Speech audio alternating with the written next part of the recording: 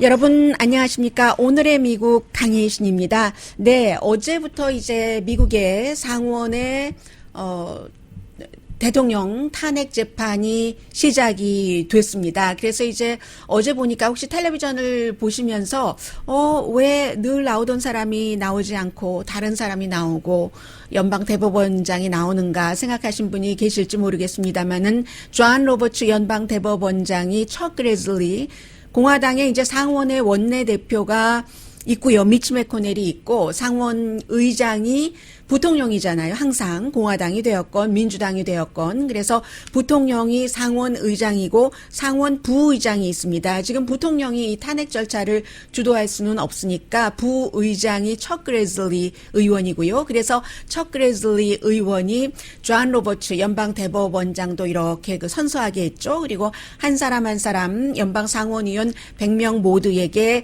아주 공정한 우리는 재판 공정한 배심원으로서 일을 하겠다 하는 것을 선서를 받았고요. 그래서 지금 이제 가장 중요한 그 대통령 상원 탄핵에서의 세 사람이 있습니다. 당사자 빼고 트럼프 대통령 빼고는 지금 존 로버츠 연방 대법원장 그리고 또 미치 매코넬 공화당인 상원 의원이요. 상원 원내대표 또 한 사람은 민주당인 애덤 쉬프 지금 어제 서류를 들고 하원에서 결의한 서류를 들고 공화당이 주도하는 상원에 전달을 했죠. 이 세 사람입니다. 존 로버츠 같은 경우는 정말로 공정하게 재판을 했는가 하는 것이고 그리고 이제 미치 매코넬은 어떻게 하면 이것을 빨리 대통령을 무죄로 방면시켜 주는가.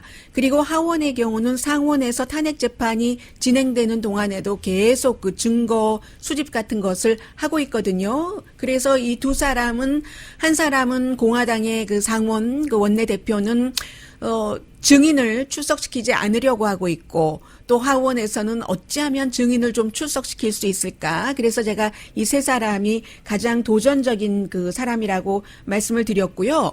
저도 이제 이런 의사당에서의 기자들의 취재를 처음 봤습니다.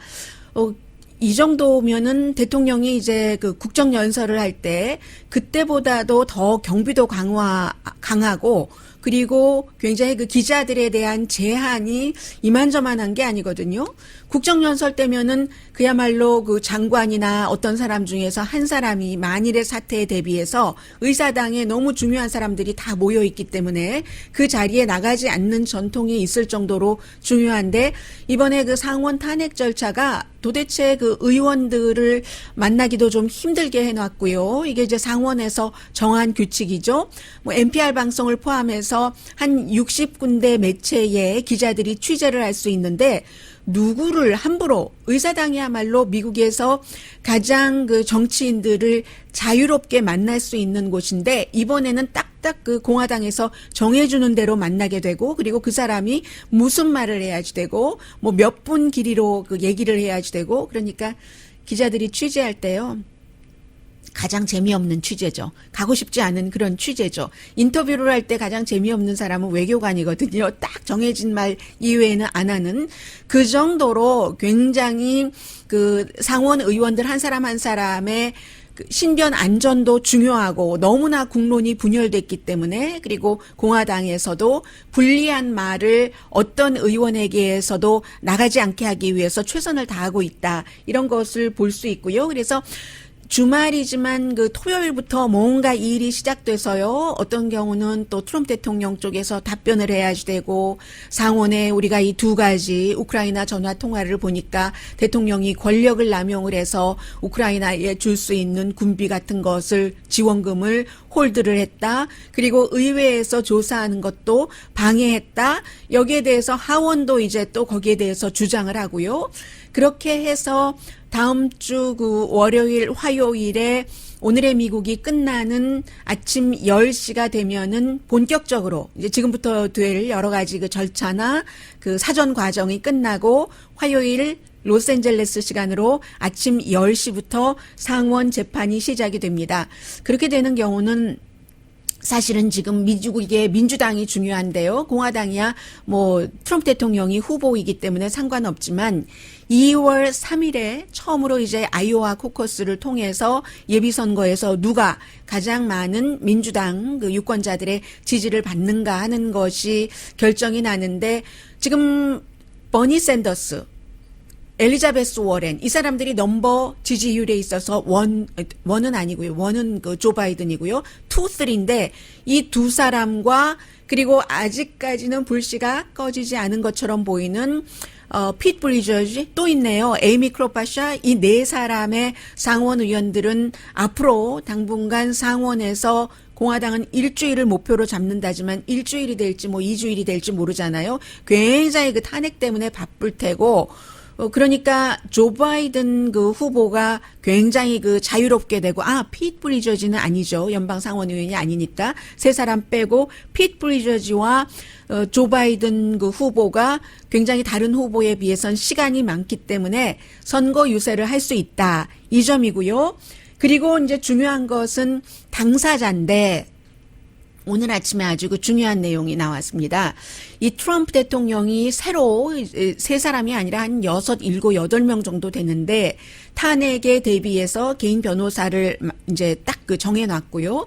그리고 그것보다도 어제 잠깐 말씀드렸습니다마는 지금 그 레브 파나스라는 사람, 저는 이 사람을 처음 보면서 그 마이클 코헨을 생각을 했습니다. 마이클 코헨이라는 대통령의 개인 변호사가 대통령이 하노이 회담에 갔을 때 의회에서 청문회에 나와서 그 트럼프 대통령의 여러 가지 비리를 자신이 10년 동안 내 인생 허비했다 하면서 총알바지가 되겠다던 사람이 모든 것을 다 쏟아내고 그래서 그로 인해서 대통령이 뭐 정치적으로 뭐 자리를 내놨다던가 파워를 조금 잃었다던가 하는 것은 없지만 그 당시에 인격적인 많은 것이 파헤쳐졌기 때문에 그 뒤로 사람들이 잊어버린 것 같지만 그런 것들이 이제 이렇게 쌓여가는 거잖아요. 그런 큰 해를 마이클 코헨 그 변호사가 줬습니다.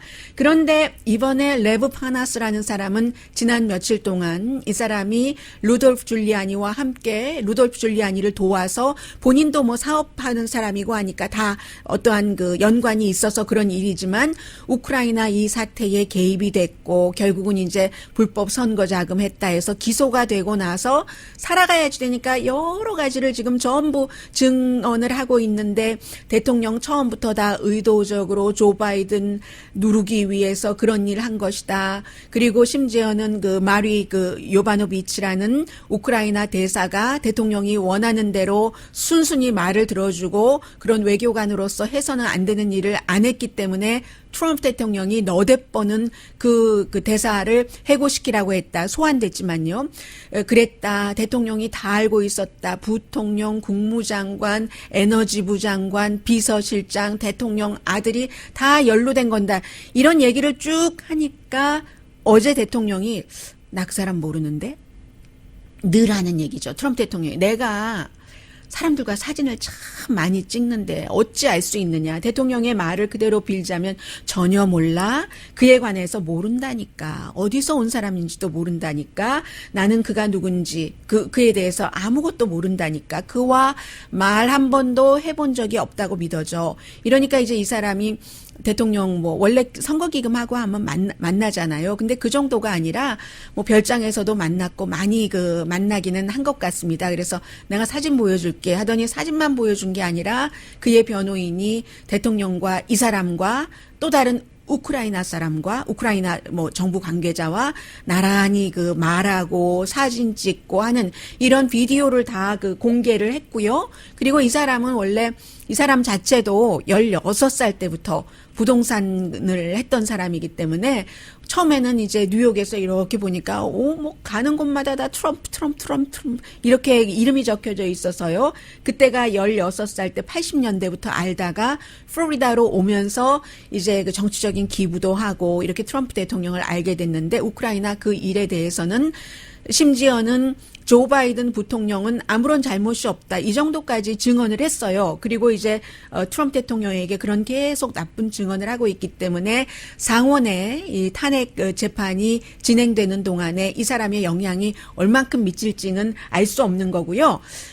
대통령의 변호사들을 소개를 해드리겠습니다. 케네스 스타.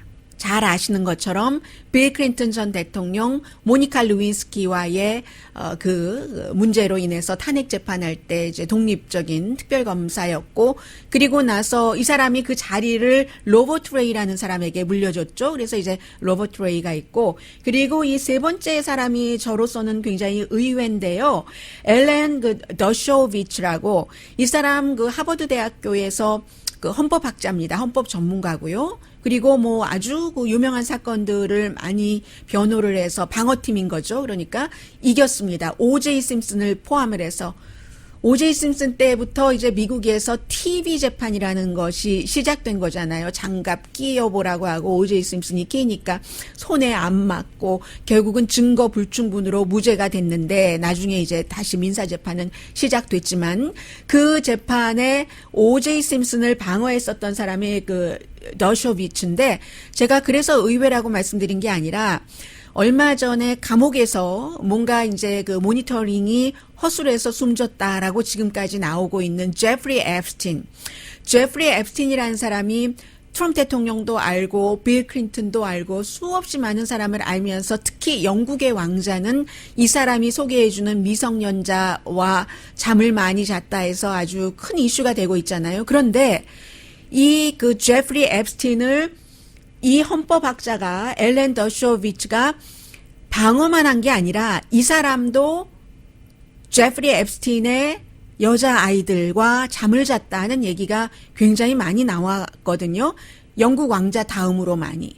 그래서 이렇게 이런 사람을 이제 자신의 방어팀으로 가지고 가면은 이 이슈가 좀 흐려질 수가 있잖아요. 계속 그 사람 하면 제프리 앱스틴, 아직 제프리 앱스틴 감옥에서 누군가가 살해했다고도 하던데 정말 자살한 건 맞아? 이런 여러 가지 얘기를 하고 있는데 왜 이 사람을 방어팀으로 했을까 생각은 들고요. 그러나 한 가지는 트럼프 대통령이 평소에 이 사람에 대해서 얘기했던 것 가운데, 텔레비전에 나와서 참 잘한다, TV에 나와서 잘한다. 그러니까 어쩌면 트럼프 대통령의 마음은 상원 탄핵 재판이 TV에서 굉장히 주목을 받을 테고, 그렇게 주목을 받을 때 본인의 그 변호사가 TV에 나와서 뭔가를 설득력 있게 잘해주면 본인은 어차피 상원에서 무죄가 될 테니까 본인을 지지하는 유권자들에게, 또 대통령이 무죄라고 믿고 싶어하는 그런 사람들에게 충분히 이게 게임이 되겠구나. 그래서 선택한 것이 아닌가, 좀 그런 생각이 들고요. 아마 이 사람을 더군다나 이제 논고 같은 거 할 때요. 오럴 아규먼트 같은 거 할 때요. 직접적으로 나가서, 왜 변호사들 가운데서도 법정에 가서 말만 하는 변호사가 있고 또 서류 작성만 하고 말은 못하고 하는 그런 변호사가 많잖아요. 이 사람이 이제 직접 오럴 아규먼트를 하는데, 그렇게 될 경우 많은 트럼프 대통령 주변 사람들이 제가 지금 생각하고 있는 것과 같은 얘기를 하지 않았을까 싶지만, 대통령은 그것보다는 그 여론, 또 TV에 나와서 이 사람이 그 퍼포먼스 하는 것에 굉장한 그 신경을 쓴 것이 아닌가, 이런 생각은 들고요. 결국은 이 같은 변호사를 하이어한 것이 플러스가 되느냐 마이너스가 되느냐는 이제 조금 있으면 보면은 알 수 있고요. 그 사이에 이제 미국의 여러 가지 분열된 그런 분열된 의견이 어디까지 분열되냐면, 요즘은 한국의 분열도 만만치 않습니다만 미국도 한국 만만치 않습니다. 그래서 어디까지 가냐면, 심지어는 션 해니티 같은 팍스 TV의 대통령의 친구면서 대통령을 지지하는 션 해니티는요, CNN 방송과 MSNBC가 국영방송이다.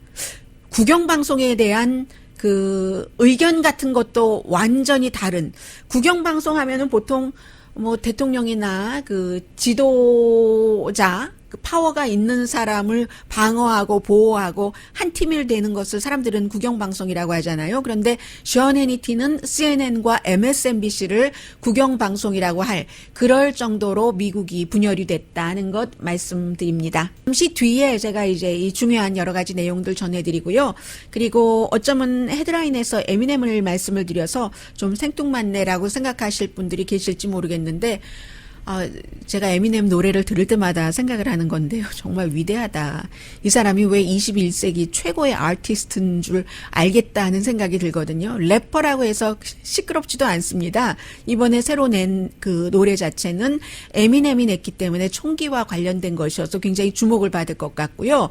어쩌면 그 월스트리트저널의 기고문을 먼저 소개를 해드릴 수 있는데, 월스트리트저널의 미국의 국무장관과 국방장관이 공동으로 쓴 한마디로 방위비 더 내야지 된다. 이것은 그 한국에서 번역을 잘 해놨습니다. 잘 해놨는데 그 번역을 이렇게 보면서 행간의 느낌이 영어로 읽으니까 이렇네 하는 것들이 있거든요. 잠시 뒤에 전해드리겠습니다.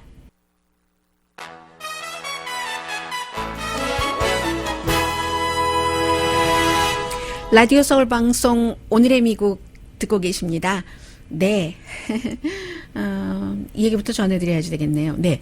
그리고 지금 아주 큰 뉴스가 많으니까 잔잔한 뉴스들이 많이 묻혀버리는데, 계속 트럼프 대통령 지지하는 층, 지지하지 않는 층에서 책도 나오고, 그리고 이제 제임스 코미 전 연방 수사국장은 지난번에 한번 그 조사를 받았는데, 이번에도 다시 역시 트럼프 대통령을 지지하는 연방 법무부가 지시를 해서 과연 그가 뉴욕타임즈라든가 워싱턴 포스트 등에 뭔가 기밀 정보를 흘렸는가, 리크했는가 이런 것을 다시 한번 조사를 받게 됩니다.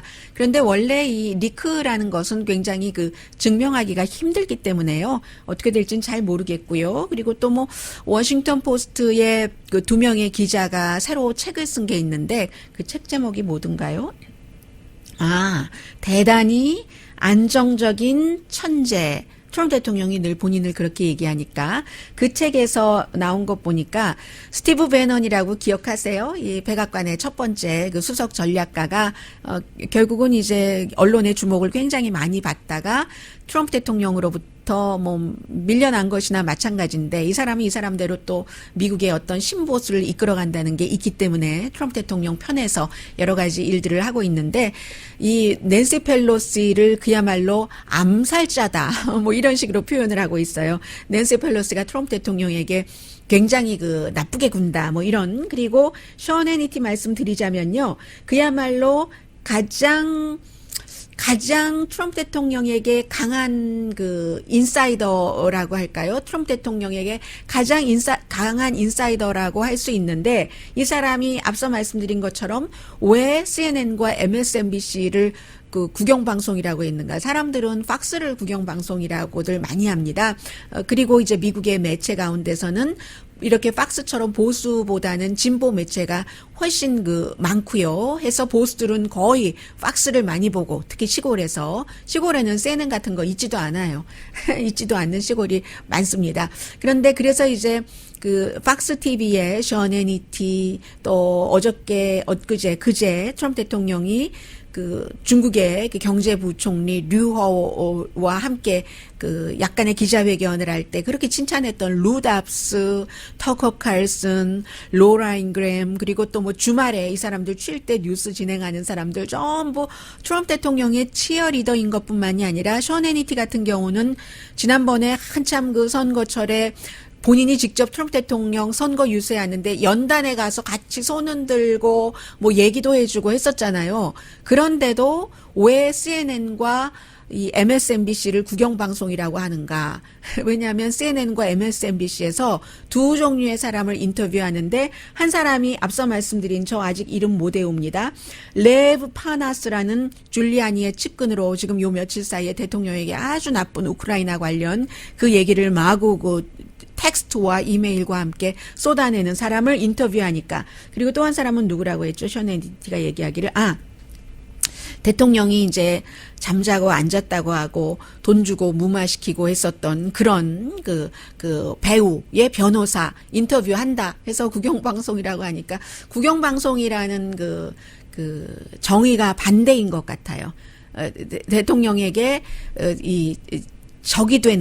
적이라고 본인이 표현을 했습니다. 적이 되는 사람을 인터뷰를 하면 국영방송이고, 대통령을 이렇게 아주 그 취얼업 해주는 이런 방송을 하면 국영방송이 아닌 것 같아요. 그 정도로 제가 말씀드리고 싶은 것은 미국이 분열됐다 하는 것. 서로 해석이 너무 달라요. 저도 며칠 전에 친구랑 밥을 먹는데 그 친구가 그러는 거예요. 한국 뉴스에 대해서 얘기를 하다가 본인은 이제는 굉장히 상당히 합리적이고 뉴스를 많이 알고 그러는 사람인데 이제는 원하는 뉴스만 본다고, 원하는 뉴스만 보게 된다고, 뭐 이런 얘기를 하는데, 미국 사람들도 마찬가지인 거죠. 그래서 제가 여기서 어제 정말 말씀을 못 드렸어야 되는데 안 드릴 그런 말씀이 있는데, 왜 제가 어제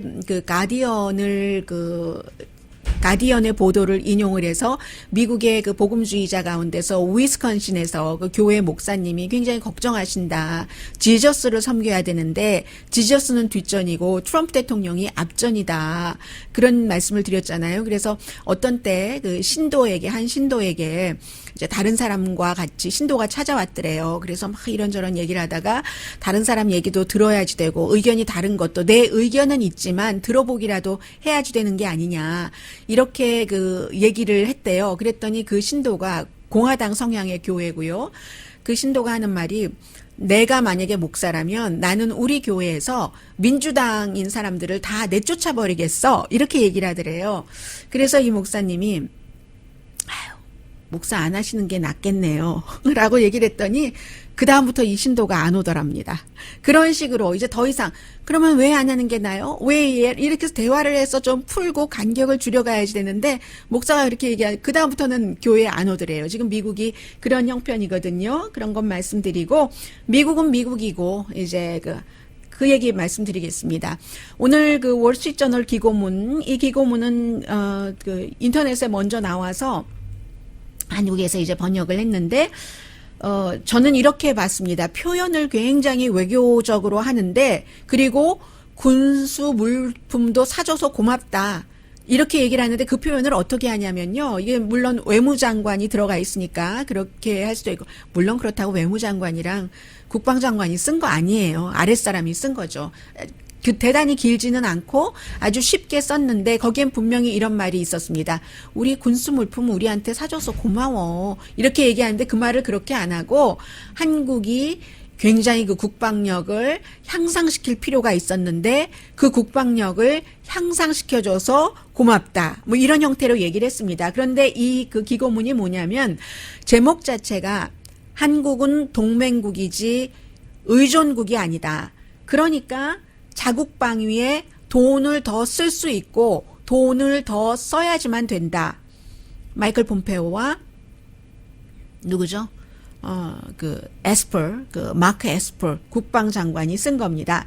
미국 대통령들은 그대로 읽어드리겠습니다. 아주 오랜 동안 동맹국들의 자국 방위비를 더 내라고 요청했었다. 괄호 열고 결과는 별로였지만 미국과 한국은 지금 전략적인 도전이 막대하고 복잡한데 두 나라가 현상 유지를 하기에는 그 정도가 아니라 도전이 너무 심하다라고 얘기를 하면서 새롭게 우리 계산 좀 하자. 돈 더 내라. 이 얘기입니다. 그래서 한미 동맹은 동북아시아의 평화와 번영의 핵심이다. 늘 하는 말이에요. 공무원들 말하고 민주주의 가치 공유, 법치, 개방 경제 지금부터가 아니라 1953년부터 지금까지 우리가 그렇게 해오지 않았는가라고 얘기를 하면서 미국의 오랜 약속도 생색을 좀 냅니다. 약속, 우리 미국의 커미트먼트, 뭐 미군 주둔 우리가 해주고 해서 한국이 세계의 제12대의 경제 대국이 된 것이 아닌가 하면서 이 한국의 성공을 함께 축하하자라고도 얘기를 하고요. 과거 수십 년 동안 한국은 동맹에 아주 중요한 기여를 했다고도 얘기를 합니다. 한국의 전투기 현대화, 잠수함, 탄도미사일 방어 능력 등이 발전됐는데 다 미국이 했다는 얘기예요. 뭐 한국이 돈 주고 사주기는 했고. 그래서 문재인 정부가 방위비를 2019년에 8.2%를 늘렸고 2024년까지 1년에 7%인가요? 7.1%를 늘리려고 하는 것 그것이라고 얘기를 하면서 또 뭐 아프가니스탄이라든가 이라크 등에 파병해 준 것도 고맙고 페르시안 걸프에 한국은 군사 장비도 현대화하려고 애를 써서 미국이 고마워한다. 이게 미국 군수 물품 많이 사줘서 고맙다는 얘기잖아요. 그런데 사준 건 사준 건 사준 거고 돈은 좀 더 내야지. 라고 얘기를 합니다. 경제 파워하우스로서 한국이 할 수 있잖아요. 지금 직접적인 미군 주둔 비용의 3분의 1만 낸다. 한국이 뭐 50% 이렇게 얘기를 하고 있지만 직접적으로는 그렇다는 거고 미국의 주장이에요. 그리고 그 돈이 거의 90%가 미군이 하이어한 그 사람들에게 봉급 주고 기타 등등 해서 전부 로컬 경제에 다시 돌아가지 않느냐. 이거 윈윈 아니냐라고 얘기를 하면서 계약자에게도 돈을 주는 거고요. 이게 이제 중요합니다. 분명히 이렇게 썼습니다. 미국은 believe라는 단어를 써서요. 한국이 방위비를 더 내야지 된다고 생각한다. 별로 양보할 것 같지 않은 그 분위기라고 할까요? 그래서 고통 분담을 함께 해야지 서로에게 좋다라고 얘기를 하고요. 또 두 나라가 지금 터프한 협상 중이잖아요. 미국은 아주 그 서로에게 좋은 좋은 이 그림이 한국이 돈을 더 내는 것이다. 그럼으로써 우리 동맹도 강화하고 국방도 강화하자. 이게 미국의 그 마이클 폼페오 국무장관과 마크 에스퍼 국방장관, 육군사관학교 동기동창, 그래서 이 사람 국방장관 될 때 폼페오가 밀어줬었던 이 두 사람이 오늘 월스트리트저널에 실은 그런 기고문입니다. 잠시 뒤에 뭐 경제에 관한 거 생각보다 돈 많이 벌었네요. 누가요? 돈은요. 돈 있는 사람이 벌지. 누가 벌겠습니까?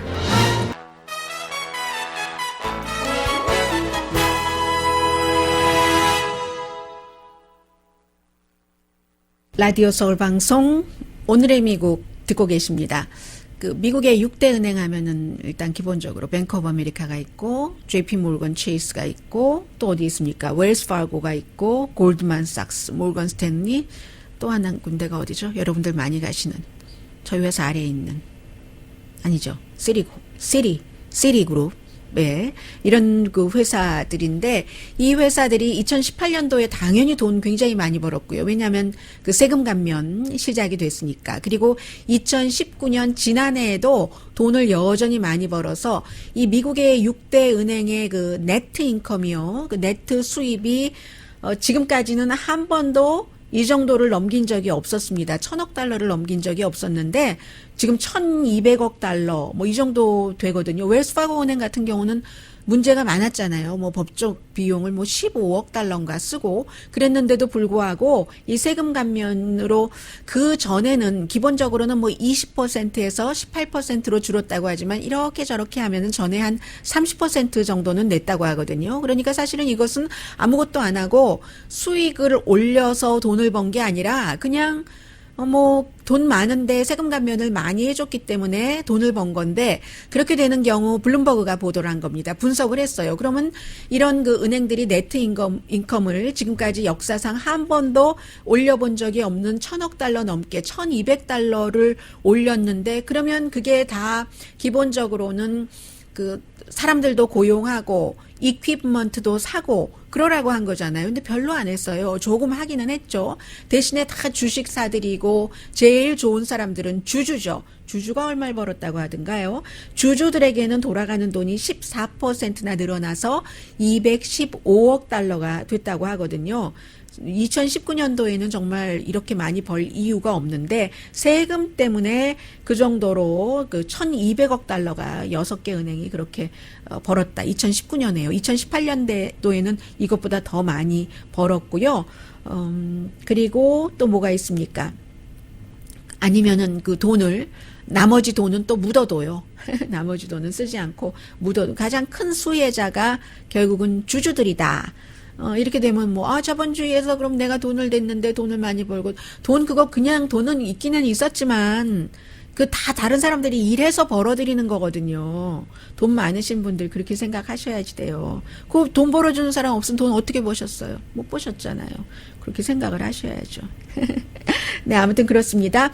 그리고 이 뉴스는 여러분들께서 어떻게 들으실지 모르겠네요. 그런데, 오늘 미국에서 뭐 정치 뭐 이런 뉴스를 제외하고 굉장히 주목하고 있는 뉴스 가운데 하나가 일본 그 도쿄 올림픽이요. 이 도쿄 올림픽이 티켓 판매가 굉장히 잘 되고 있다고 하거든요.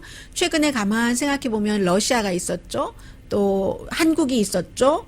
또 브라질 있었잖아요. 관중 모으는데 굉장히 어려움을 겪었는데 아니 이게 웬일일까요? 그 일본에서 도쿄 올림픽을 한다고 하니까 사람들이 티켓을 너무너무 많이 사서 어제도 이제 티켓 판다 하고 딱 했더니 3시간 동안에 그 거의 모든 종목이 매진됐다고 하거든요. 이게 이제 쿠라는 그 티켓을 판매하는 그 업체가 발표를 한 것인데 거의 매진됐고 특히 이제 올림픽 종목 가운데서 인기가 많은 게 이제 그 체조는 다 좋아하잖아요. 남녀노소 할 것 없이. 그리고 또 수영이 있는데 체조하고 수영의 티켓 같은 경우는 그 베테랑 그 올림픽 그 관중들이요. 올림픽 늘 이제 가고 티켓 구하는 것도 잘 알고 사고 하는 그런 그 베테랑 올림픽 팬들조차도 구하기 힘들 정도다 해서 지금 그 2020년도에 올림픽이 도쿄 올림픽이 그 세계 이벤트 가운데서 최고의 이벤트가 될 것이다. 관심을 받는 그런 얘기들이 지금 미국에서는 나오고 있고요. MBC 방송도 어제 새로운 발표를 했잖아요. 스트리밍 서비스를 한다고. 스트리밍 서비스 하는 회사가 뭐 비둘기든가 그런데 그것도 거의 지금 무료로 한다고 하고요. 그 수익 모델은 어디서 나오는지는 모르겠습니다만은 미국에서도 그렇고 뭐 다른 나라도 뭐 미국에서 많이 팔리면 많이 팔렸겠죠. 그런데 일본에서는 이번에 특별히 그 한국과의 여러 가지 문제도 있지만 이번 올림픽을 계기로 아베 신조 일본 총리가 그 일본 사람들의 마음을 모으고 하는 정치인으로서 그 이득이 될 수 있는 모든 것을 다 하고 있잖아요. 그래서 개막식, 폐막식에 아주 그런 그 민족적인 감정을 잘 그 나타내는 뭐 가미카제에 관한 영화를 만들었다든가 하는 그런 사람을 내세워서 이렇게 하는 그런 거라기 때문에 일본 사람들도 뭐 자부심도 있고 해서 일본에서 티켓도 지금 굉장히 많이 팔린다고 하고요. 그래서 그렇습니다. 7월 24일이죠. 7월 24일인데 그렇다고 하고요. 잠시 뒤에 여러 가지 뉴스를 전해드려야지 되겠는데 네, 잠시 뒤에 광고 좀 들으시고 나서 전해드릴까요? 네.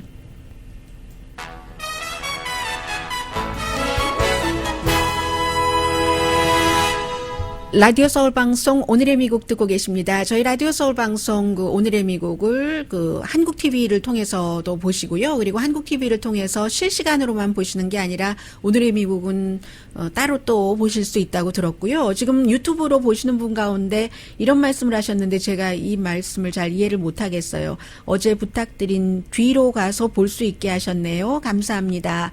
라고 인앤아웃 햄버거 좋아하시나요? 어떻게 되나요? 뉴스 인앤아웃이라는 그 아이디를 쓰시는 분이 말씀을 해주셨는데 아무튼 뭔가가 더 개선돼서 저도 모르는 사이에 더 여러분들께서 쉽게 오늘의 미국에 접속할 수 있게 됐다는 말씀을 해주신 것 같습니다. 굉장히 중요한 내용 전해드리겠습니다. 이란의 최고 지도자가 이란은 이제 금요일마다 그쪽에서는 이제 그 기도회를 하잖아요. 그런데 이제 아야톨라 알리 그 카메네이가 어제 그 금요 기도회를 말하자면 8년 만에 주도를 한 겁니다. 그러면 그 아랍 국가에서 이렇게 그 이란의 그 최고 지도자가 이렇게 주도를 한다 하면 어떤 다른 종교에서 그 종교계의 최고 지도자가 어떤 큰 광장에서 뭐를 하는 것과 같은 그런 것이 되는데 지금 8년 만에 하는데 그게 또 하필이면 우크라이나 비행기를 격추시켜서 사람들이 그 아야톨라 그 물러나라 하는 그런 얘기를 많이 그 했었잖아요. 그때에 이제 이런 기도회를 주도를 해서 굉장히 주목을 받았는데 그 부분에 대해서는 이제 그 조의를 표하고 그리고 미국을 비난을 했습니다. 미국 때문에 그랬지. 솔레이마니를 암살하는 바람에 그리고는 비행기가 이상한 경로로 혁명수비대 센터 쪽으로 오니까 그게 그렇게 된 거야. 이 정도로 얘기를 했고 미국을 오만한 파워라고 표현을 했습니다. 그래서 신이 우리에게 오만한 파워인 미국의 뺨을 때리게 한 거다. 솔레이마니 암살 이후에 이란에서 대리전을 치르지 않고 직접 이라크 쪽에 미군 기지로 미사일을 수십 발을 발사해서 지금 미군들이 당시에 그 뇌진탕을 느꼈다고 하거든요. 11명 다친 사람 없다고 국방부에서 발표를 했었는데 그 국방부 발표가 거짓 발표라기보다는요. 원래 그런 증상들이 나중에 나타나기도 하잖아요. 그 큰 폭발로 인해서 뇌진탕 그 기운을 느끼는 그런 것이 그렇게 이해하는 것이 좋지 않나 뭐 이런 생각이 들고요. 전문가들이 그렇게들 말들을 합니다. 그리고 이제 그 오만한 파워가 미국의 뺨을 때리게 했는데 왜 뺨만 때렸는가? 그 미국의 뺨만 때린 것으로도 얼마나 그 이란이라는 나라가 세계 최강대국의 뺨을 때릴 수 있는 정도의 파워는 있는 나라다. 이게 지금 이란의 그 최고 지도자가 한 일이고요. 그리고 트럼프 대통령은 이제 그 우크라이나 비행기를 이란이 오인해서 추격한 이후에 시위대를 막 부추기고 이러는데 뭔가 시위대를 지지하는 것처럼 하지만 뒤에다가 단도를 꼽아버리는 어릿광대다, 크라운이다라고 얘기를 했습니다. 그러므로 시위대는 미국의 그 꼭두각시와 마찬가지인 거다라고 얘기를 하고 있고요. 솔레이마니를 암살한 진짜 벌은 미국이 결국은 중동에서 미군을 철군시키게 되는 그런 그 계기가 되는 그 철군을 결국은 하게 되는 것 그런 벌을 받을 것이다 라고 얘기를 했습니다. 그리고 이제 미국 분위기를 조금 전해드리면 오늘 그 워싱턴 포스트하고 입소스가 그 여론조사를 했는데요. 아프리칸 아메리칸의 83%가 트럼프 대통령을 그 인종차별주의자라고 생각을 한답니다. 이게 이제 2일부터 8일까지인가요? 2일부터 8일까지 1088명이니까 그다지 뭐 좁은 범위는 아니에요. 그리고 히스패닉계가 아닌 아프리칸 아메리칸에게 물어봤더니 83%면 대단한 퍼센테이지인데 인종차별주의자인 트럼프 대통령이 대통령직을 함으로 인해서 그래서 미국이 그 인종적으로는 더 나빠지고 있다. 이런 그 답변을 했고요. 그러면서도 이 아프리칸 아메리칸 그 유권자들이 자신들의 삶에 대해서는 좀 낙관하는 그런 얘기도 했습니다. 커뮤니티는 걱정을 하면서 그러므로 트럼프 대통령은 한 번만 대통령을 해야지 된다라고 얘기를 했고 지금 아프리칸 아메리칸들이 미국에서 살기가 트럼프 대통령이 대통령이기 때문에 아주 나쁘다 이렇게 답변한 사람이 65% 반면에 트럼프가 대통령이기 때문에 살기가 백인들은 살기가 좋다 이렇게 말한 사람은 77%나 됩니다. KKK단 제일 좋아하잖아요. KKK단이 트럼프 대통령 지지한다고 뭐 행진도 하고 뭐 또 총기를 어떠한 총기든지 우리는 다 가질 수가 있어 하는 사람도 좋아하고 해서 뭐 행진을 또 한다고 하고요. 주말에 해서 아프리칸 아메리칸은 10명 가운데 9명이 트럼프 대통령의 국정 운영에 반대를 했습니다. 만약에 오늘 민주당으로 가보면 민주당에서 예비선거가 치러진다면 48%가 바이든에게 투표한다고 했고 20% 샌더스, 엘리자베스 워렌이 9%. 그런데 만약에 바이든을 빼고 엘리자베스 워렌과 이 버니 샌더스 두 사람 사이에 선택을 해라 하면은 24% 대 20%로 버니 샌더스를 선택한다는 사람이 더 많았습니다. 그리고는 이제 그 에미넴 말씀을 좀 드리겠는데요. 에미넴이 2018년 이후에 제가 이 노래를 들려드리고 싶은데 저작권 그 보호법 때문에 못 들려드리고요.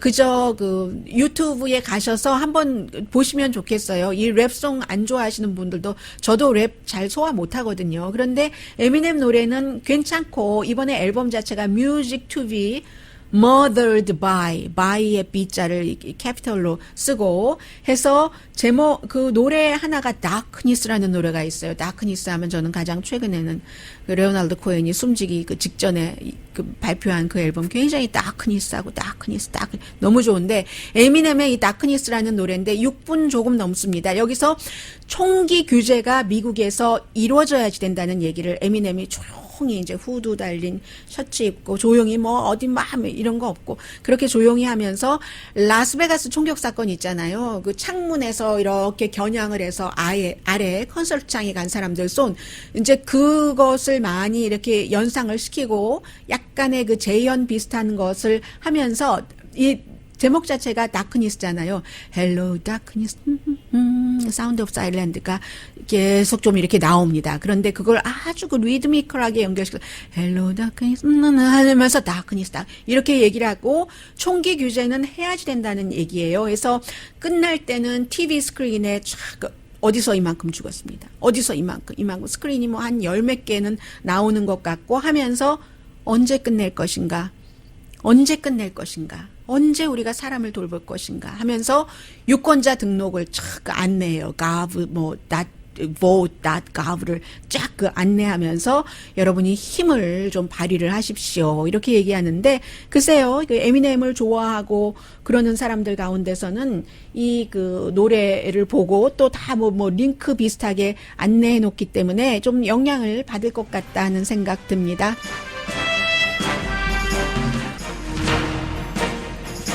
이제 무슨 중요한 일이 있을 때 누가 뭐를 탁 아주 굉장한 것을 드랍했다라고 얘기를 하잖아요. 그래서 미국에서 지금 그 많은 사람들이 에미넴이 이런 대단한 것을 드랍했어 하는데 BTS의 노래도 BTS가 이것을 드랍했어 라고 미국에서 굉장히 많이 지금 보도를 하고 있습니다.